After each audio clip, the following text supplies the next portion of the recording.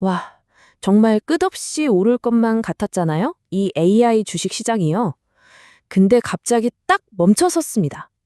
마치 쌩쌩 잘 달리던 차가 급브레이크를 콱 밟은 것처럼요. 자, 그래서 오늘 이 시간에는요, 이 갑작스러운 폭락 뒤에 대체 무슨 일이 있었는지 그 미스터리를 한번 같이 파헤쳐 보겠습니다. 자, 그럼 바로 문제의 그날로 가보죠. 11월 18일. 바로 이날이었어요. 기술주 전반에 걸쳐서 정말 갑작스럽고 아주 그냥 가파른 하락세가 시작됐습니다. 말 그대로 자유낙하였죠. 아니, 대체 왜 그랬을까요? 시장이 왜 갑자기 이 잘 나가던 빅테크 기업들한테 등을 돌려버린 걸까요? 이게 바로 우리가 오늘 파헤쳐볼 핵심 질문입니다. 피해 규모, 이게 정말 상당했습니다. 한번 보세요. 우리가 아는 그 거대 기업, 아마존 있잖아요. 아마존조차 하루 만에 주가가 4.43%나 빠졌습니다. 이야, 시작이 얼마나 큰 충격이었는지 감이 오시죠? 그리고요, 심지어 AI 부음의 황태자라고 불리면서 진짜 승승장구하던 엔비디아, 이 엔비디아조차 이 충격파를 피해가지 못했습니다. 주가가 2.8% 넘게 뚝 떨어졌어요. 근데 이게 미국만의 얘기가 아니었어요. 파장이 전 세계로 번졌습니다. 자, 우리나라의 SK 하이닉스 한번 볼까요? 무려 5.94%나 폭락했습니다. 이쯤 되면 확실해지죠. 아, 이게 그냥 단순한 조정이 아니라 전 세계적인 기술주 매도 현상이구나 하고. 그러니까 이게 단순히 몇몇 기업의 문제가 아니었다는 겁니다. 나스닥, S&P 500, 그리고 우리나라 코스피까지. 이름만 들어도 알만한 주요 시장 지수들이 그냥 통째로 흔들렸어요. 이건 뭐 시장 전반에 걸쳐서 투자자들의 신뢰가 와르르 무너지고 있다는 아주 명백한 신호였죠. 자, 그럼 대체 이 전 세계적인 하락의 원인이 뭘까요? 그 답을 찾으려면요, 우리가 주식 시장만 봐서는 안 됩니다. 그 너머, 그러니까 금융 시스템에 보이지 않는 배관 같은 곳을 들여다봐야 해요. 바로 숨겨진 돈의 흐름이죠. 그 첫 번째 원인이 바로 이 신용 경색이라는 겁니다.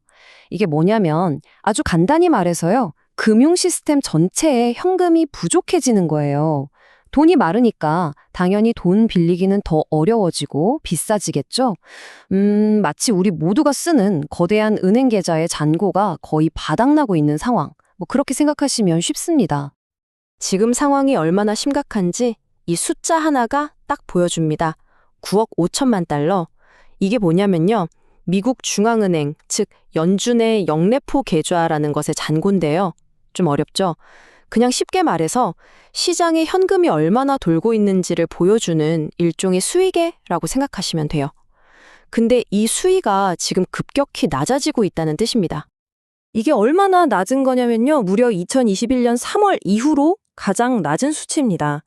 와, 말 그대로 시장의 돈줄이 지금 바싹바싹 말라붙고 있다는 아주 강력한 신호인 거죠.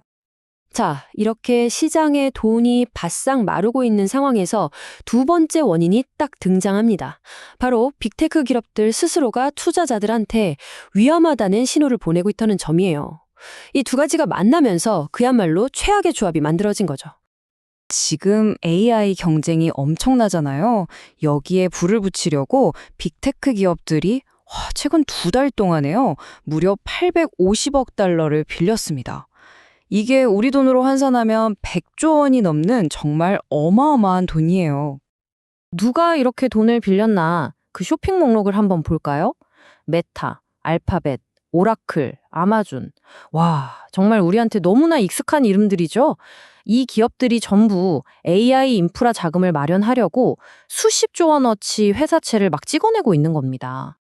자, 그러면 시장은 이 어마어마한 빚이 가져올 위험을 대체 어떻게 보고 있을까요? 어떻게 측정하고 있을까요? 이때 시장이 쓰는 도구가 바로 신용부도스와프, 줄여서 CDS라는 겁니다. 이름은 어려운데 개념은 간단해요. 그냥 기업이 망할 것에 대비해서 드는 보험이라고 생각하시면 딱 맞습니다. 여러분, 보험료가 비싸다는 건 무슨 뜻이죠? 그만큼 위험이 크다는 뜻이잖아요. 시장도 이걸 똑같이 보는 거예요. 바로 이겁니다. 이게 핵심이에요. 지금 빅테크 기업들의 빚에 대한 보험료, 즉 CDS 프리미엄이 전반적으로 싹 다 오르고 있다는 겁니다. 이건 뭘 의미할까요? 네, 맞습니다. 시장이 이거 좀 위험한데? 하고 점점 불안해하고 있다는 아주 명백한 증거죠. 그런데 여기에 불난집에 부치질 하듯이 글로벌 경제 전체의 불안감이라는 기름이 확 부어집니다.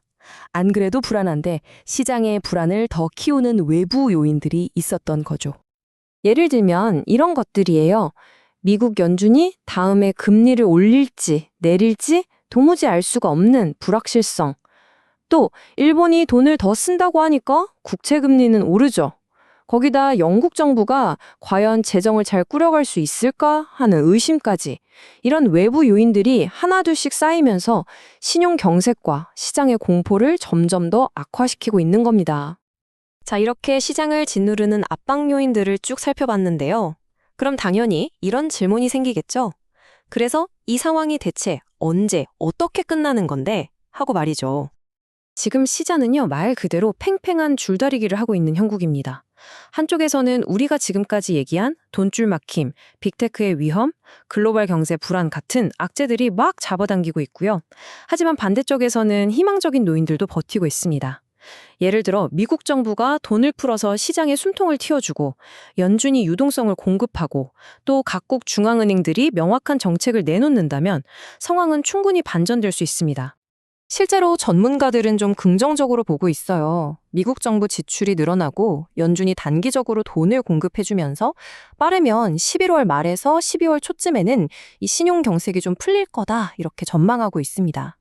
어쩌면 우리가 곧 안도의 한숨을 내쉴 수도 있다는 꽤 희망적인 소식이죠? 자, 그럼 핵심을 딱 정리해 보겠습니다. 이번 사태는요, 단순히 AI 거품이 꺼졌네 이런 이야기가 아니라는 겁니다. 본질은 이거예요.